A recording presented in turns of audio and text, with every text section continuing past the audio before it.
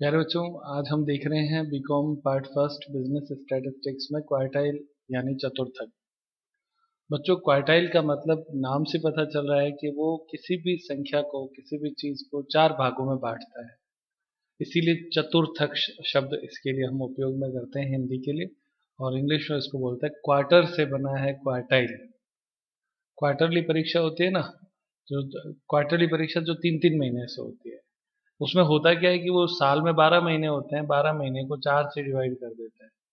तो 12 को जब 4 से डिवाइड करते हैं तो कितना हो गया, 3 महीने हो गए ना। तो क्वार्टरली शब्द जो है उसी से क्वार्टाइल बना है, और चतुर्थक शब्द का मतलब चार भागों में बांटने से होता है। अब इसके बारे में सबसे महत्वपूर्ण बात कि क्वार्टाइल जो होता है उसको क्यू सिंबल देते हैं, और Q1 और Q3 कैलकुलेट किया जाता है। हाँ, ये बात आप मुझसे पूछ सकते हो कि Q1 और Q3 कैलकुलेट क्यों करते हैं। तो उसको आप इस तरीके से समझें, जैसे अपने पास एक स्ट्रेट लाइन है यहाँ से यहाँ तक, ठीक है। और चूंकि क्वार्टाइल क्या करता है, चार भाग करेगा, तो 1, 2, 3 और 4, चार हिस्से हो गए। 1, 2, 3 और 4, ये चार हिस्से होते हैं ना। तो जो Q1 है जो यहाँ पे खत्म होता है वो, और Q3, ये दो चीजें हम कैलकुलेट करते हैं। Q2 जो होता है वो हम कैलकुलेट इसलिए नहीं करते कि Q2 का जो वैल्यू है वो इक्वल टू M होता है, मीडियन के बराबर होता है। तो जब हम मीडियन कैलकुलेट कर चुके हैं तो फिर Q2 करने की आवश्यकता नहीं है। और ये जो चौथा हिस्सा होता है Q4 जिसको हम कह सकते हैं, तो वो तो 100% होता है। तो जो वैल्यू दे रखी है वो पूरी पूरी आ जाती है। इसलिए जो वैल्यूएबल है ना वो केवल यही है, Q1 और Q3। एक और बात, मान लो अगर ये पूरा 100% है और उसको आप चार हिस्सों में बांटते हो, तो Q1 25% होगा, Q2 50% होगा, Q3 75% होगा, और Q4 100% होगा ना। तो Q1 का मतलब 25% भी है, और Q3 का मतलब 75% भी होता है। याद रहेगी ये बात, समझ में आता है। पहला हिस्सा यानी 25%, तीसरा हिस्सा यानी 75%। सही है ये बात। Q1, Q2, Q3, Q4, एक हिस्सा 25% का है, तो Q1 यानी 25, Q2 यानी 50, Q3 यानी 75, और Q4 यानी 100। हम वैल्यू Q1 और Q3 को क्यों देते हैं ये भी समझ में आ गया, क्योंकि Q2 जो है वो तो मीडियन होता ही है। जब हम मीडियन कैलकुलेट कर लेते हैं तो फिर Q2 की आवश्यकता नहीं रहती। और इससे हमने डायग्राम से ये भी समझा कि जो क्वार्टाइल है उसको हम चार भागों में इस तरीके से बांटते हैं, ठीक है। अब उसके बाद में आगे देखें, इसमें हमने स्टार पॉइंट लिखा, ये मीडियन की तरह होता है। तो ये इंपॉर्टेंट इस पॉइंट ऑफ व्यू से है, क्वार्टाइल जो होता है वो आपके चार भागों में बांटता है। क्वार्टाइल कितने में भागता है, बांटता है चार भागों में, जबकि मीडियम सेम तरीका है पर वो दो भागों में बांटता है। तो इसका मतलब ये भी पोजिशनल हो गया, क्वार्टाइल भी क्या हो गया, पोजिशनल हो गया। तो जो पोजिशनल है तो वो दोनों एक जैसे ही रहेंगे, बस वो जहां जहां पे आप मीडियन के फॉर्मूले में आप दो लिखते थे वहां पे दो नहीं लिख के यहाँ पे चार लिखा जाएगा, ठीक है। अब चार लिखा जाएगा तो चार हिस्से हो गए, पर हमें कौन सा चाहिए, तो हमें Q1 चाहिए और Q3 चाहिए। तो जब Q1 चाहिए तो आगे एक से गुणा कर दें, ठीक है ना, और Q3 चाहिए तो 3 से गुणा कर दें। समझ में आता है। तो इसलिए सारे स्टेप जैसे आप लोगों ने मीडियन किए थे बिल्कुल हूबहू 100% वैसे ही फॉलो करने हैं। क्लियर। आगे नेक्स्ट स्टार पॉइंट है, मीडियन दो भागों में बांटता है जबकि यह चार भागों में बांटता है। ये बात अभी हमने समझ ली कि ये चार भागों में बांटेगा।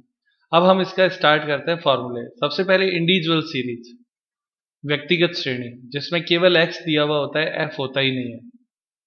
तो जब केवल x दिया हुआ हो तो कैसे होगा, तो Q1 का फॉर्मूला होगा n+1/4, ठीक है। क्या होगा, n+1/4, जबकि आप मीडियन करते थे तो अपॉन 2 होता था, अंतर इतना ही होता था।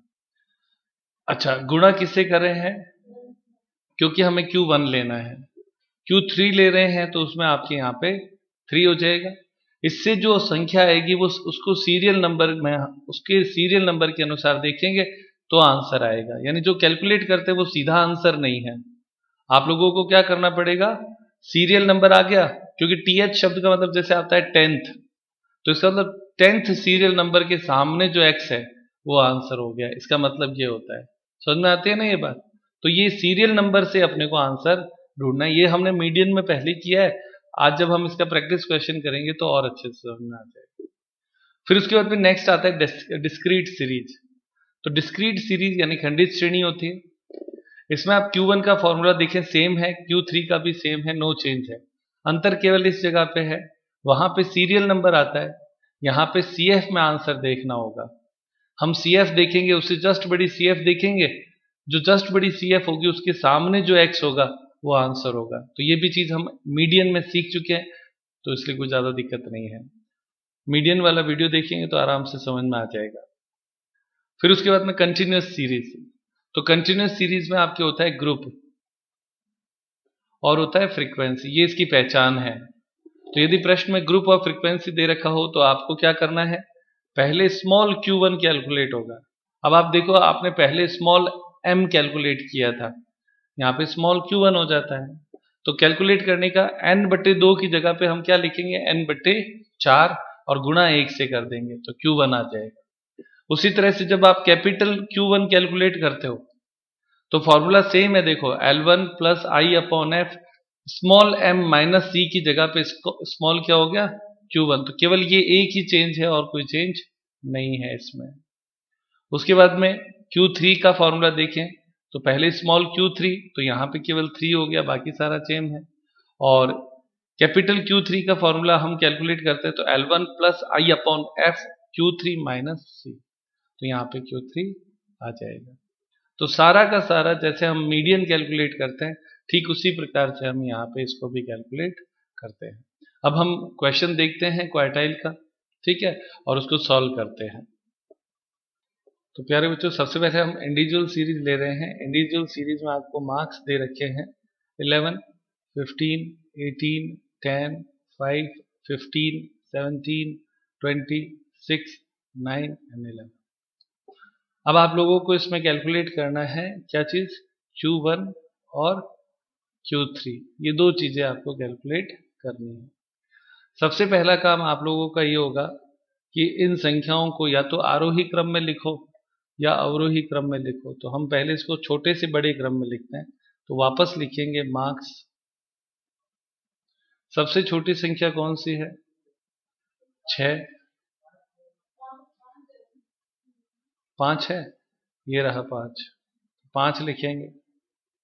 5 के बाद में 6, 6 के बाद में 9, 9 के बाद में 10, 10 के बाद में 11 के बाद में फिर से 11, फिर 15, फिर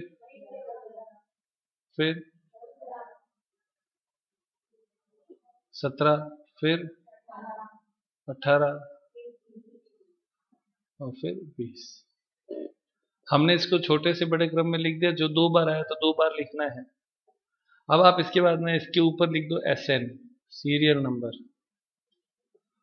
तो सीरियल नंबर में तो 1, 2, 3, 4, 5, 6, 7, 8, 9, 10, 11। अब आप लोगों को इसमें कैलकुलेट करना है Q1। तो Q1 का फॉर्मूला होता है n+1/4 और गुणा 1। तो n है आपका 11 + 1 यानी 12/4। 12/4 कितना होता है, 3। उसको 1 से गुणा करने पर आएगा थर्ड। क्या आएगा, थर्ड। सही है। तो थर्ड ये सीरियल नंबर में देखना है, इसको कहां देखना है, सीरियल नंबर में देखेंगे। तो सीरियल नंबर में तो थर्ड के जस्ट सामने कौन है, तो ये आपका ये जो आंसर है वो 9 हो जाएगा। ये इतना ही सवाल है, कोई दिक्कत प्यारे बच्चों? तो आप यहाँ पे लिखेंगे Q1 इज इक्वल टू 9 और इसे बॉक्स में बंद कर। अब इसी तरीके से सेम काम आपको करना है Q3 के लिए। तो Q3 के लिए आप लोगों को क्या करना है, सेम फॉर्मूला रहेगा, बस 3n+1 डिवाइड बाय 4 करेंगे। तो 11 + 1/4 गुणा 3 बराबर 9, 9th। वही सेम सीरियल नंबर में देखेंगे तो 9 सीरियल नंबर के सामने जो आपका है वो आपका आंसर हो जाएगा। तो आप इसको अंडरलाइन कर सकते हैं, ये आपके Q3 का आंसर हो जाएगा। तो Q3 is equal to 17 answer आपके आता है, इसको आप हाईलाइट कर सकते हैं। तो इसमें हमने इंडिविजुअल सीरीज में कैलकुलेट करना सीखा Q1 और Q3। किस किस को समझ में आया हाथ ऊपर करें एक बार। कोई दिक्कत प्यारे बच्चों? आसान है। मीडियन हमने किया था, मीडियन में और इसमें कोई अंतर नहीं है, बस मीडियन में आपको क्या करना था, 2 से डिवाइड करना था और एक बार करना था। इसमें हमें Q1 और Q3 लेना होता है और डिवाइड 4 से करना होता है। ये बात आप लोगों को मैंने आज बता ही दी है कि 4 में डिवाइड ये करता है। नेक्स्ट देखते हैं क्वेश्चन डिस्क्रीट सीरीज का। प्यारे बच्चों, ये आप लोगों के सामने जो मैंने क्वेश्चन लिया है वो डिस्क्रीट सीरीज का लिया है, यानी खंडित श्रेणी, जिसमें आपके एक x दिया हुआ होता है और एक f दिया हुआ होता है। तो इसमें मार्क्स जो है वो x हो जाएगा, फ्रीक्वेंसी हो ही रखी है। मार्क्स में 9, 10, 12, 13, 15, 16, 17 और 20। तो सबसे पहले ये देख लो कि असेंडिंग ऑर्डर में है पहले से ही, तो आपको कुछ नहीं करना, अदरवाइज इसको करना पड़ता। फ्रीक्वेंसी हमने यहाँ पे लिख दी है। तो अब आपको सॉल्व करना है Q1, तो उसके लिए सबसे पहले CF बनाना पड़ेगा। तो CF बनाएंगे तो फ्रीक्वेंसी जोड़ेंगे 10, 25 है ना, 10 में क्या जोड़ दिया 15, 25 में फिर 18 जोड़ो कितना होता है 43, आगे जोड़ लो सारा अच्छे से। हाँ बेटा 63, 73, 79, 83, 85। CF बनाने के बाद में मीडियन के लिए और कुछ करना भी नहीं होता है। अब आपको लेना है Q1, तो इसका भी फॉर्मूला है n+1/4 मल्टीप्लाई 1। तो n का मतलब फ्रीक्वेंसी की टोटल से ही होता है, तो 85 + 1/4 गुणा 1 कितना आता है, TH लिखना है आप। हाँ बेटा 86/4 हो गया 21.5 TH। और इसमें हमने स्टार पॉइंट लिखा था CF में देखें, तो CF में देखेंगे तो CF में 21.5 से जस्ट बड़ा कौन है 25 है, तो इसके सामने ये जो आंसर है 10, वो हो गया आपका Q1। यहाँ पे Q1 का आंसर लिखेंगे 10। आंसर हमेशा x में से होता है, फ्रीक्वेंसी कभी भी आंसर नहीं होती है।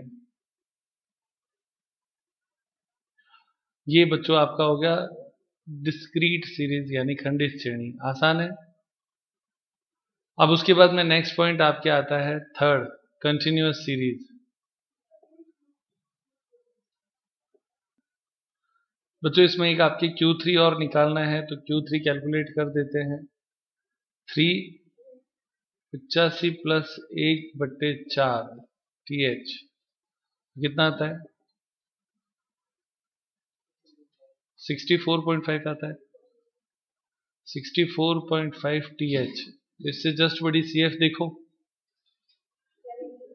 73 है, तो ये आपका 73, ये आंसर नहीं है, इसके सामने ये 15 जो है वो आपकी Q3 का आंसर हो जाएगा। तो आप यहाँ पे लिखेंगे Q3 इज इक्वल टू 15, ये आपका आंसर हो गया अभी दोनों Q1 और Q3। अब थर्ड तरह की सीरीज देखेंगे। प्यारे बच्चों, अब हम देख रहे हैं अखंडित श्रेणी, जिसके अंतर्गत पहचान होती है कि इसमें ग्रुप दिया हुआ होगा और फ्रीक्वेंसी दी होगी। तो एक क्वेश्चन लिखें आप लोग सभी, लिखें 0 से 20, ये आपके मार्क्स हो गए। 20 से 40, 40 से 60, 60 से 80, 80 से 100। अब आप लोगों को करना क्या है, मार्क्स के बाद में फ्रीक्वेंसी। तो हमने फ्रीक्वेंसी क्वेश्चन में लिखी है, लिखिए इसमें 12, 18, 40, 20, 12। अब आप लोगों को करना क्या है, इसमें Q1 और Q3 निकालना है। तो यहाँ पे Q1 और Q3 लिख देते हैं ताकि याद रहे कि हमें ये दो कैलकुलेशन लेनी है। तो इसमें भी सबसे पहला काम CF बनाएंगे। पहला ही पहला तो ये 12 सेम आ जाएगा, फिर 12 में 18 जोड़ेंगे 30, 30 में 40 जोड़ेंगे 70, 70 में 20 जोड़ेंगे 90, और 90 में 12 जोड़ेंगे 102। आसान है बच्चों। अब जब आपके CF बन जाती है तो उसके बाद में आपका अगला काम स्टार्ट होता है स्मॉल Q1, यानी n आपके n डिवाइड बाय 4, इसमें बट्टे +4 नहीं होता है, n डिवाइड बाय 4 और पावर क्या लग जाएगी यहाँ पे 1। तो n है 102 डिवाइड बाय 4 गुणा 1, तो सेम बताओ कितना आता है। हाँ बेटा 25.5 TH। इस पे TH लगाने की आदत डालो, थ होता है ना 10th 12th ऐसे, क्योंकि इससे आपको याद रहेगा कि यह तो आंसर नहीं है। अब 25.5 से जस्ट बड़ी CF देखो, तो 25 से जस्ट बड़ी CF आपके 30 है। इसको ऐसे कर लो हाईलाइट, और इसके सामने वाला जो ग्रुप है उसको ले लो। यह आपके क्वार्टाइल ग्रुप हो गया। क्या हो गया?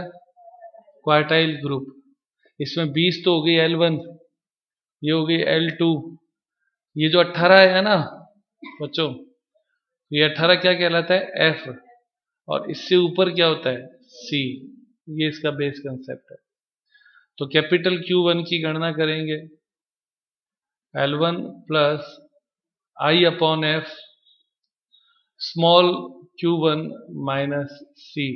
कोई दिक्कत प्यारे बच्चों? अब आप Q1 की कैलकुलेशन में L1 आपके आया 20, प्लस इंटरवल दिया हुआ है 20 का, तो 20 डिवाइड बाय फ्रीक्वेंसी दे रखी है 18, और स्मॉल Q1 आपके आया था 25.5। ये जो ऊपर देखो यहाँ पे आया हुआ है Q1 माइनस C हमने यहाँ पे ये देखो मार्क किया है 12। सॉल्व करें कितना आता है?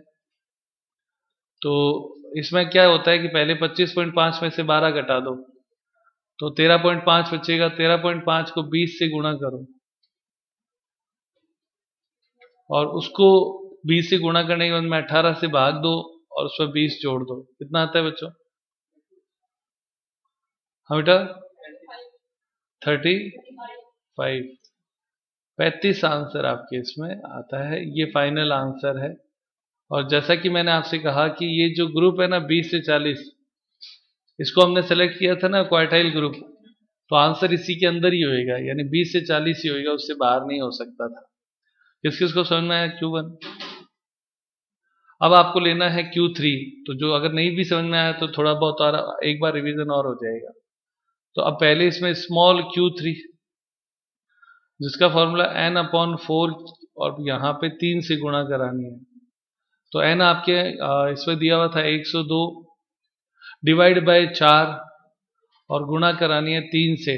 कितना होता है? 28.5 TH। इसको CF में देखेंगे, तो CF में इससे जस्ट बड़ी CF कौन सी है? 28 से जस्ट बड़ी 30 है ना। ये CF कितनी आई? अच्छा 3 से गुणा की थे क्या? हाँ वो मैं समझ रहा हूँ, वो तो 3 से गुणा करी नहीं ना, 3 से गुणा करनी है इसको। कितना आता है? 70.5 TH। अब 76.5 को CF में देखो तो इससे जस्ट बड़ी CF कौन सी है? 90, ठीक है। और इसके सामने ये ग्रुप हो गया 60 से 80, तो ये हो गया L1, ये 20 हो गया F, और इससे ऊपर ये हो गया C। कोई दिक्कत प्यारे बच्चों? अब आप इसे सॉल्व करेंगे तो L1 Q3 कैपिटल लेना है, L1 plus I upon F small Q3 minus C। अब आप देखो L1 कितना लिया हमने इसमें, ये रहा 60, फ्रीक्वेंसी है 20 और C है 70, तो आपके 60 प्लस इंटरवल 20, फ्रीक्वेंसी कितने हैं 20, स्मॉल Q3 कितना आया 76.5 माइनस C कितना है 70। तो अब आप देखो 76.5 में से पहले 70 घटाओ, जो आए उसको 20 से गुणा करो और 20 से ही भाग दे दो, तो भले आप इसको तो काट दो तो 1 आएगा, तो 76.5 में से 6.5 हो जाएगा, तो फाइनल आंसर आएगा 66.5, ये आपका आंसर हो जाएगा। तो इस तरीके से प्यारे बच्चों हमने Q1 Q3 और को हमने इंडिविजुअल सीरीज में देखा, डिस्क्रीट सीरीज में देखा और कंटिन्यूस सीरीज में देखा। तो ये आज की क्लास में हम इतना ही सीखेंगे। क्वार्टाइल हमने आज यहाँ पे कंप्लीट कर दिया है। अगली क्लास में मैं आपको दूसरी इसी तरह की चीजें और कैलकुलेट करना सिखाऊंगा। एक क्वेश्चन आप HW में प्रैक्टिस के लिए ले सकते हैं, वो लिख लें होमवर्क में फॉर प्रैक्टिस।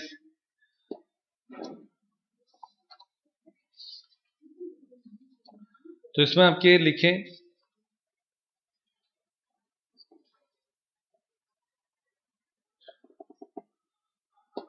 RBD बुक जो है क्वेश्चन नंबर उसका मैं ले रहा हूं 21। अभी आप लिख लो, कोई संख्या तो आपको बता दिया खाली, और कुछ नहीं है, आप देख के भी कर सकते हैं। सबसे पहले इसमें दिया हुआ है आपके मार्क्स,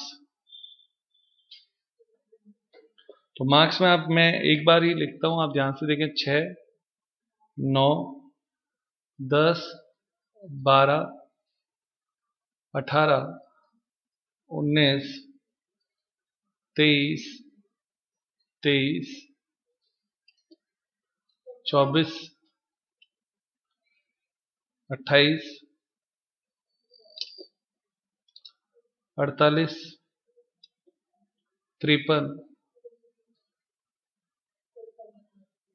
49, 49 और 60। तो ये आपके 1, 2, 3, 4, 5, 6, 7, 8, 9, 10, 11, 12, 13, 14 संख्याएं हो गई है ना। एक और लिखो 37। 15 संख्याओं का सवाल मैंने आपको दिया है। ये आपकी कौन सी सीरीज है आपको पता है, आपको इसमें कैलकुलेट करना है Q1 और Q3। ये इंडिविजुअल सीरीज का क्वेश्चन हो गया, ठीक है। इंडिविजुअल सीरीज के बाद में नेक्स्ट क्वेश्चन लिखो क्वेश्चन नंबर 24, RBD बुक से ही है। तो उसमें आपके पहले लिखा है नंबर ऑफ फ्लावर्स, तो वो आपके है 5, 6, 7, 8, 9, 10, 11, और नंबर ऑफ प्लांट्स वो आपके है 15, 18, 25, 30, 12, 8 और 6।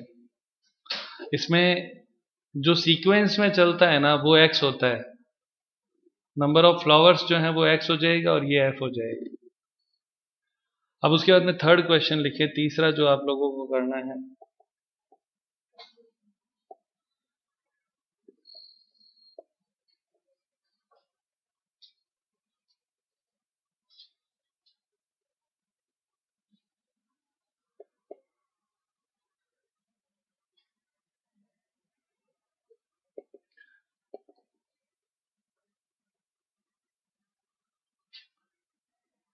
Question number 25।